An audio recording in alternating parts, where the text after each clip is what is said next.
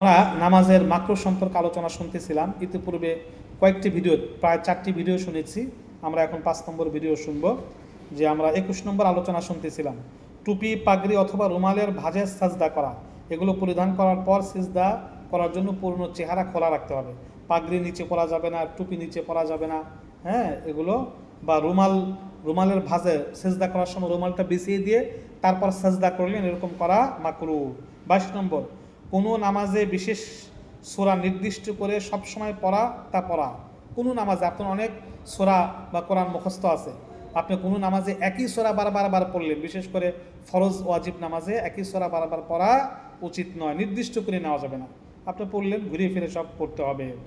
23 নম্বর, পবিত্র কোরআনের তারতিব পরিপন্থী কিরাত পাঠ করা, অর্থাৎ দ্বিতীয় রাকাতে প্রথম রাকাতে পঠিত সূরা বা আয়াতের আগের কোনো সূরা বা আয়াত তেলাওয়াত করা। আপনি প্রথম রাকাতে পড়লেন, মনে করেন সূরা এই কোরাইশ, দ্বিতীয় রাকাতে পড়লেন সূরা ফিল, মাকরু হবে। কারণ কোরআনের সিরিয়াল হলো প্রথম রাকাতে ফিল, দ্বিতীয় রাকাতে কোরাইশ, এরকম করা যাবে না।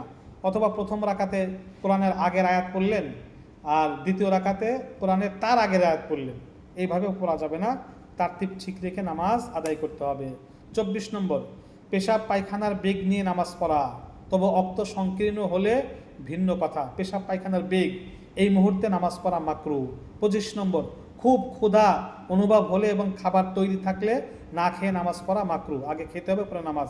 26 নম্বর, নামাজরত অবস্থায় সারপোকা, মাছি ও পিঁপড়া মারা, তবে সারপোকা অথবা পিঁপড়া কামড় দিলে তা ধরে ছেড়ে বা সরিয়ে দেওয়া যাবে, কামড় না দিলে ধরাও মাকরু।